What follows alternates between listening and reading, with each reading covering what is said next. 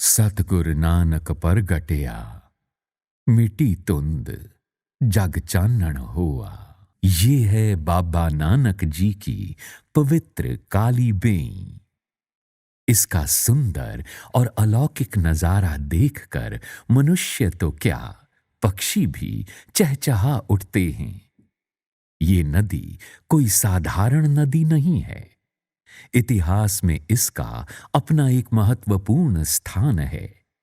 सदियों से पंजाब की इस धरती पर बहती ये पवित्र काली बेई उस समय सिख जगत के लिए एक तीर्थ स्थान बन गई जब श्री गुरु नानक देव जी इस नदी में 3 दिन तक जल समाधि लेने के उपरांत फिर प्रकट हुए थे। इसी काली बेई में श्री गुरु नानक देव जी ने एक ओंकार का संदेश समूचे जगत को दिया था। यही नदी गुरबानी का उद्गम स्थल मानी जाती है। पर क्या आप कल्पना कर सकते हैं कि 20 साल पहले इस नदी की क्या दशा रही होगी?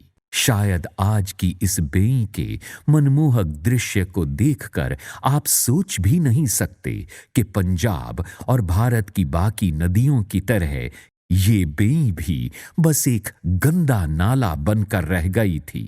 इसके किनारे पर बसे गांवों और शहरों की गंदगी और दूषित जल को लगातार इस बेई में बहाया जा रहा था। उस समय इस बेई की सफाई का कार्य लगभग असंभव लग रहा था, पर संत बलबीर सिंह सीचेवाल जी की अगुवाई में गुरु की संगतों ने इस असंभव कार्य के लिए कार सेवा की शुरुआत की और देखते ही देखते आखिरी सांसें गिनने वाली इस पवित्र बेई ने एक नया जन्म लिया और इसी के साथ शुभारंभ हुआ पूरे पंजाब में जल को प्रदूषण मुक्त करवाने के एक आंदोलन का। आइए अब गुरु की संगतों द्वारा लिए गए इस दृढ़ संकल्प को देखते हैं जिसके द्वारा इस असंभव से दिखने वाले कार्य को गुरु की संगतों ने संभव कर दिखाया। पवित्र बेई के प्रदूषण की चर्चा 15 जुलाई सन 2000 को जालंधर की मीटिंग में हुई। संत बलबीर सिंह सीचेवाल जी अपने सेवादारों के साथ इस मीटिंग में शामिल हुए थे। बाबा जी को इस मीटिंग में इसलिए बुलाया गया था क्योंकि बाबा जी उस समय सड़कों की सुधार का बेमिसाल कार्य करके ये दिखा चुके थे कि दृढ़ निश्चय के साथ बड़े से बड़े मुकाम को भी हासिल किया जा सकता है। उस समय बाबा जी सड़कों वाले बाबा के नाम से प्रसिद्ध थे। इन्होंने दूना इलाके की लाल रेत के पहाड़ों को हटाकर 1 दशक में सड़कों का ऐसा जाल बिछाया था जिसने दूना इलाके की तकदीर और तस्वीर को बदल कर रख दिया। बिना किसी सरकारी सहायता के सड़कों का ये निर्माण लोक शक्ति की एक अद्भुत मिसाल थी। संत सीचेवाल जी और संगतों के विश्वास और उनके अनुभव ने पवित्र काली बेई की सफाई की उम्मीद को पुनर्जन्म दिया। जालंधर में हुई मीटिंग में चर्चा करने वालों ने पवित्र काली बेई के प्रदूषण के बारे में चिंता जाहिर करते हुए कहा कि अगर बाबा नानक जी की बेई प्रदूषित रह गई तो आने वाली पीढ़ियां हमें कोसती रहेंगी। कर्म में आस्था रखने वाले संत सीचेवाल जी ने कहा कि ये बेई जालंधर में बैठे बैठे साफ नहीं होगी। आओ सुल्तानपुर लोधी चलें और बेई के सफाई कार्य की शुरुआत करें। गुरमुख प्यारो, उस मूल मंत्र दी उच्चारण सुर उस धरती तो पैदा हुई। जो चंगा काम कहते अज दा काम कल ते ना छड्डो। ਜਦੋਂ ਅਸੀਂ ਕੱਲ ਤੇ ਛੱਡ ਦਿੰਦੇ ਆ ਉਦੋਂ ਸਮਝ ਲਓ ਪਤਾ ਨਹੀਂ ਕਿੰਨੀ ਕੁ ਦੂਰ ਚਲੇ ਜਾਂਦਾ। ਸਾਰੇ ਹੱਥ ਖੜੋ ਕਰੋ ਤੇ ਨਾਲ ਦਿਓ ਗਵਾਹੀ ਕਿ ਅਸੀਂ ਸਾਰੇ ਇਸ ਗੱਲ ਦੇ ਨਾਲ ਸਹਿਮਤ ਹਾਂ।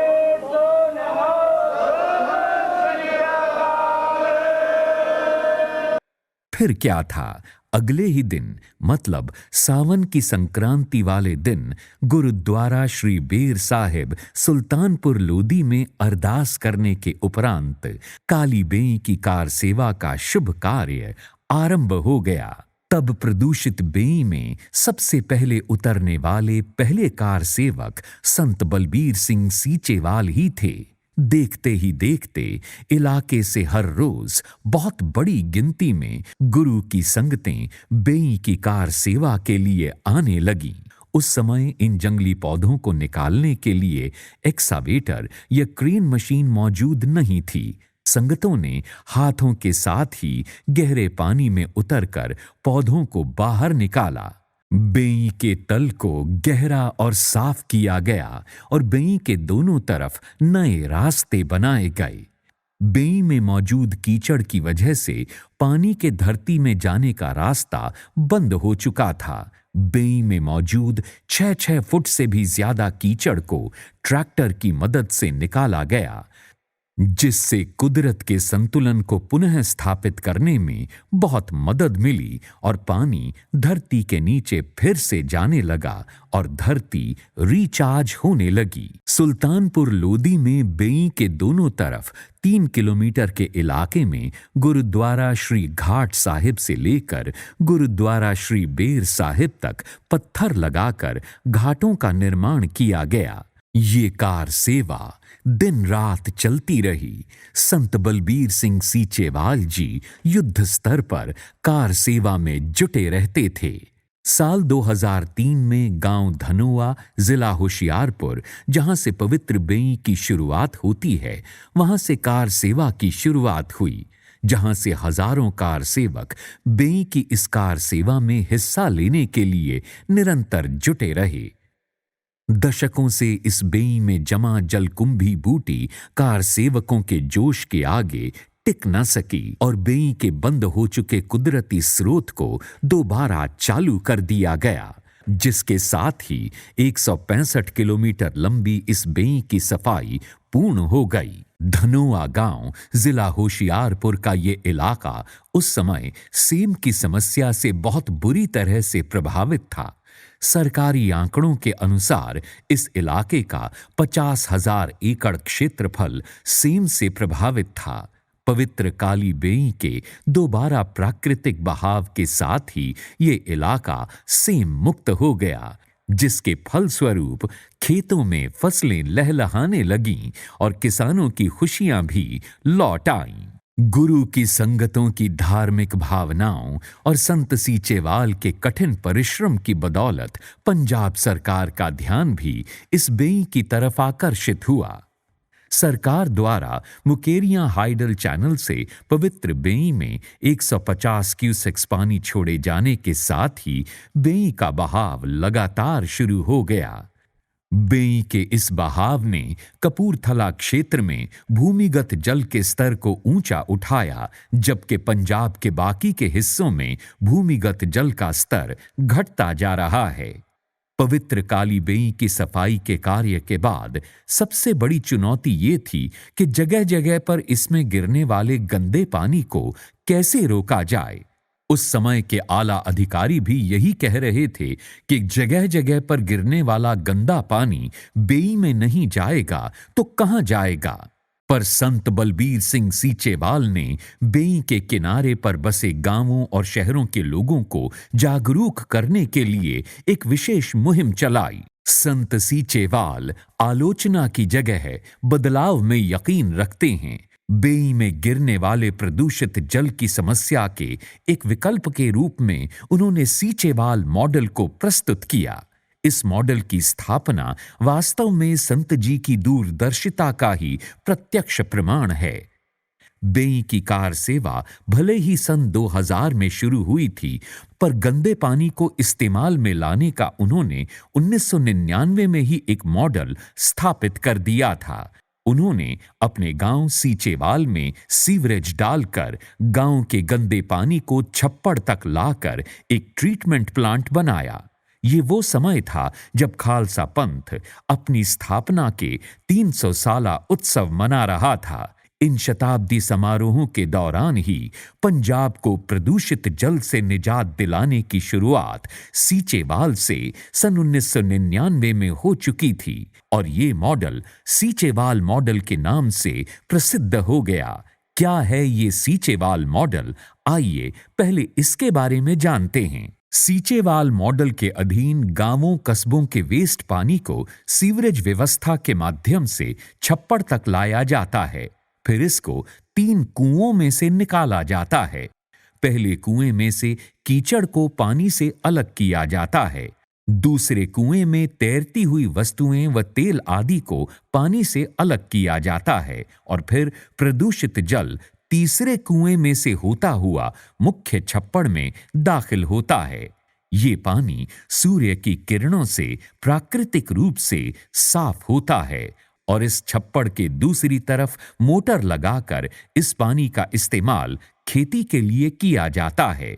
वेस्ट पानी का इस्तेमाल दोबारा खेती के लिए कर लेने से जमीन के नीचे पानी की बचत होती है। इस पानी के कारण कुदरती स्रोत भी साफ सुथरे रहते हैं। खेती के लिए ये पानी खाद का काम भी करता है, जिसकी वजह से किसानों को खाद का इस्तेमाल बहुत कम करना पड़ता है और उनकी पैदावार भी कहीं ज्यादा होती है। ये मॉडल पवित्र बेई के किनारे बसे लगभग 40 गांवों में लागू हो चुका है। इसके अलावा पंजाब के 150 से अधिक गांवों में एनआरआई भाइयों के सहयोग से ये मॉडल सफलतापूर्वक चल रहा है। सुल्तानपुर लोधी में 13 किलोमीटर की पाइपलाइन डालकर शहर का ट्रीटेड पानी खेती के लिए इस्तेमाल किया जाता है। दसूहा जिला होशियारपुर में भी सीचेवाल मॉडल को स्थापित किया गया और इसका पानी 5 किलोमीटर की पाइपलाइन के जरिए खेती के लिए इस्तेमाल में लाया जाता है। सीचेवाल मॉडल को भारत सरकार गंगा नदी की सफाई के लिए इसके किनारे पर बसे 1657 शहरों में भी लागू कर रही है। हमारे मंत्रालय को 3 मैंडेट मिले हुए हैं: वाटर रिसोर्स, रिवर डेवलपमेंट और गंगा रिजुविनेशन। और यहाँ हमको तीनों चीज़ें देखने को मिली। तो मैं ये मान के चल रही हूँ कि हमारे वाटर रिसोर्स मंत्रालय के लिए एक प्रकार से ये गुरु स्थान हो गया है और भविष्य में हम किस प्रकार से यहाँ से सीख सकते हैं, इसके रास्ते हम निकालेंगे, सीखेंगे। गंगा किनारे बसे इन शहरों की पंचायतों को भारत सरकार ने विशेष तौर पर इस मॉडल को देखने के लिए सीचेवाल भेजा।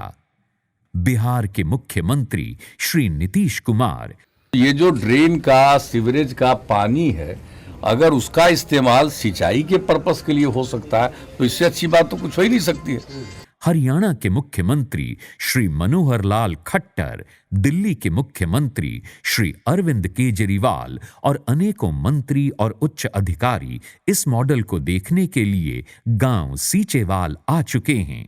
सीचेवाल मॉडल के अधीन संत सीचेवाल ने सॉलिड वेस्ट मैनेजमेंट के लिए स्वयं एक मशीनरी तैयार करवाई, जिसके जरिए प्लास्टिक एवं कांच को मिट्टी से अलग किया जाता है और मिट्टी को खेती के लिए इस्तेमाल किया जाता है।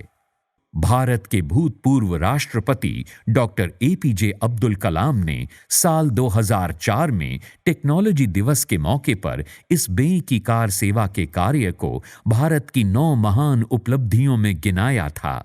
डॉक्टर अब्दुल कलाम 17 अगस्त 2006 को पहली बार बतौर राष्ट्रपति पवित्र बेई की कार सेवा के कार्य को देखने के लिए स्वयं आए और उन्होंने इसको एक नोबल मिशन का नाम दिया। डॉक्टर कलाम सुल्तानपुर बेई देखने के बाद एक नई ऊर्जा के साथ वापस गए और उन्होंने इसका प्रचार देश के अलग अलग मंचों से किया। सेवानिवृत्त होने के बाद डॉक्टर एपीजे अब्दुल कलाम एक बार फिर वर्ष 2008 में सुल्तानपुर लोधी आए थे।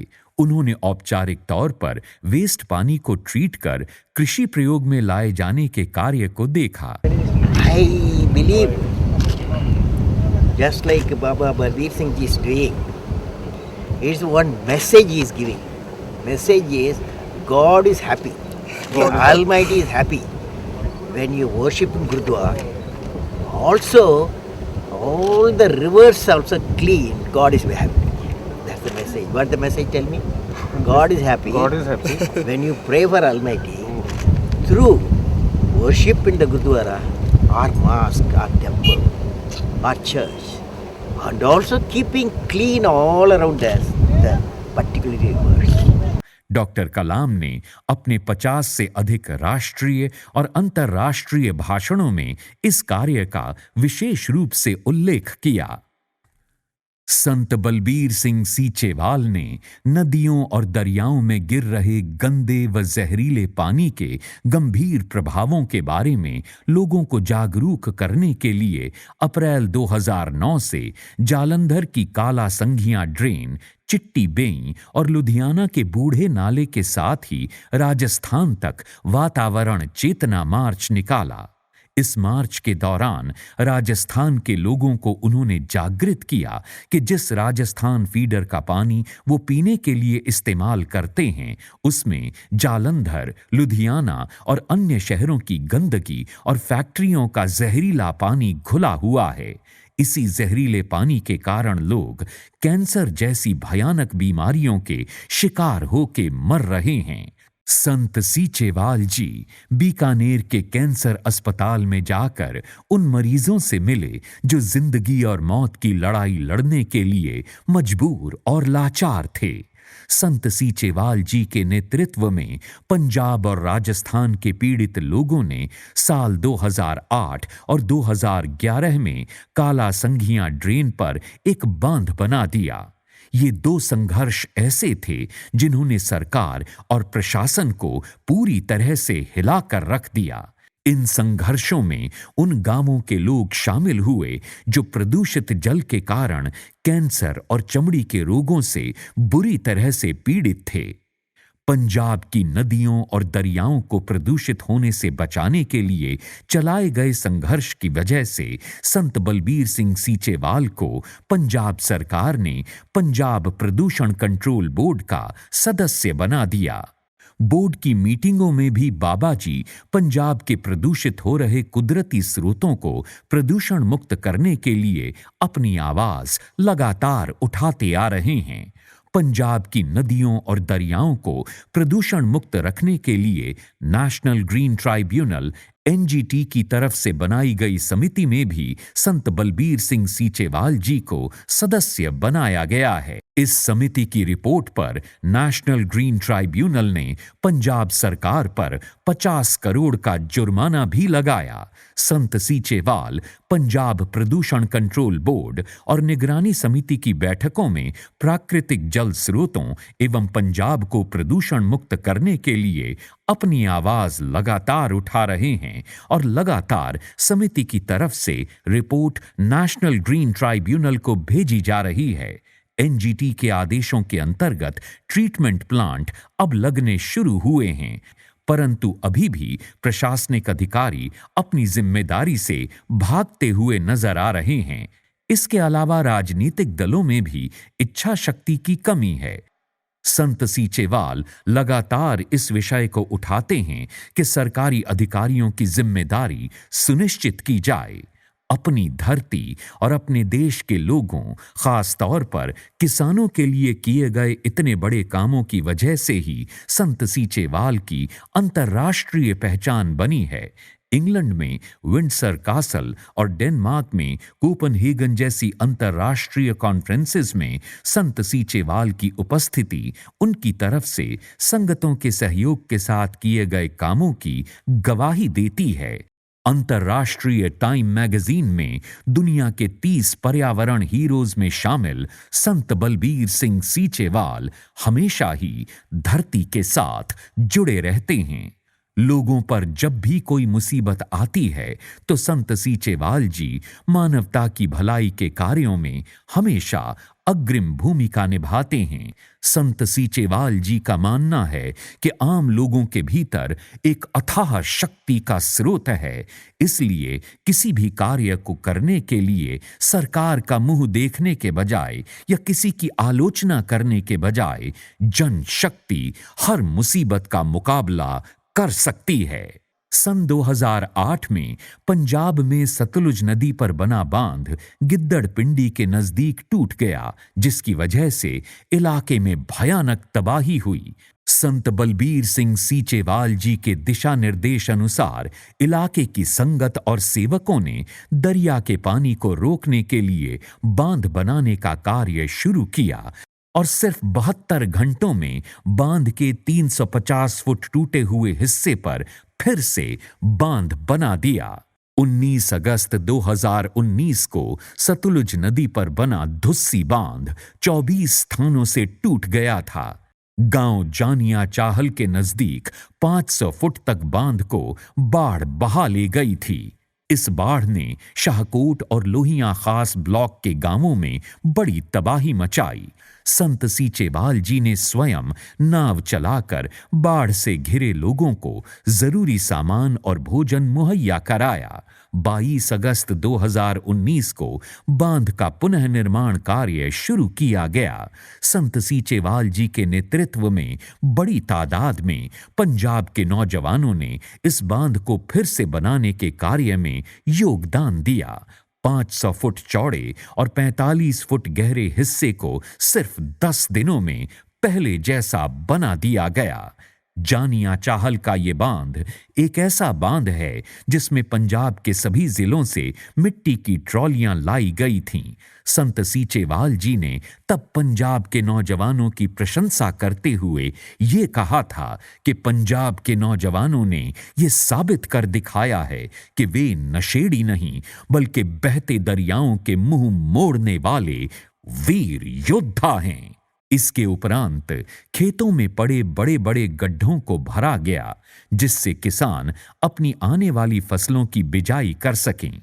यही नहीं, संत सीचेवाल जी ने बाढ़ के मुख्य कारण को समझकर सतलुज नदी और गिद्दड़ पिंडी के नजदीक बने रेलवे पुल के नीचे जमा हो चुकी मिट्टी के पहाड़ों को भी वहां से हटाया। इस ब्रिज के नीचे पानी की निकासी के लिए 21 मार्ग बने थे, जिनमें से केवल 3 चालू हालत में थे। रेलवे पुल के नीचे खतरे के निशान तक मिट्टी भर चुकी थी। भविष्य में बाढ़ की रोकथाम के लिए 31 जनवरी 2020 को रेलवे पुल के नीचे से मिट्टी को निकालने का कार्य शुरू किया गया। ये कार्य दिन रात जारी रहा। रेलवे पुल के 12 दर चालू किए गए और दरिया में से निकाली गई मिट्टी के साथ 50 किलोमीटर धुस्सी बांध को मजबूत, चौड़ा और ऊंचा किया गया। ये सारा कार्य देश विदेश की गुरसंगत के सहयोग से किया गया। बांध के मजबूत हो जाने से इस इलाके के लोगों में एक नई आशा पैदा हुई कि अब उनको दोबारा घर से बेघर नहीं होना पड़ेगा और बाढ़ के कहर का दोबारा सामना नहीं करना पड़ेगा। पर्यावरण को प्रदूषण मुक्त करने के लिए निर्मल कुटिया सीचेवाल में संत अवतार सिंह यादगारी नर्सरी हर साल 5 लाख पौधे मुफ्त बांटती है। हर साल ये पौधे संगतों, पंचायतों, यूथ क्लबों, अलग अलग विभागों को मुफ्त बांटे जाते हैं। श्री गुरु नानक देव जी के 550वें प्रकाशोत्सव समागम से पहले ये निमंत्रण दिया गया था कि हर गांव में लोग 550 पौधे लगाएं। पौधे लगाने की इस विशेष मुहिम को बहुत बड़े स्तर पर कामयाबी मिली। निर्मल कुटिया सीचेवाल की तरफ से आयोजित सभी समागम, नगर कीर्तन और खेल मेले पर्यावरण जागरूकता के प्रति समर्पित होते हैं। इलाके में पर्यावरण चेतना के लिए गांव सीचेवाल में 10 नवंबर 2012 को अवतार कम्युनिटी रेडियो की स्थापना की गई, जो पर्यावरण चेतना पैदा करने में महत्वपूर्ण योगदान दे रहा है। भारतीय लोकतंत्र के अनुसार स्थानीय सरकारों के चुनावों से लेकर लोकसभा के चुनावों तक में संत सीचेवाल जी पर्यावरण को मुख्य मुद्दा बनाने के लिए लगातार मुहिम चला रहे हैं। उनका मानना है कि जब तक पर्यावरण को साफ सुथरा रखने के लिए राजनीतिक इच्छा शक्ति पैदा नहीं होगी और पर्यावरण एक राजनीतिक मुद्दा नहीं बनेगा, तब तक इस कार्य में सफलता मिलने में कई तरह की कठिनाइयों का हमें सामना करना पड़ेगा। संत बलबीर सिंह सीचेवाल की तरफ से लोक भलाई के कार्य और पानी को प्रदूषण मुक्त करने के लिए संघर्ष लगातार जारी है।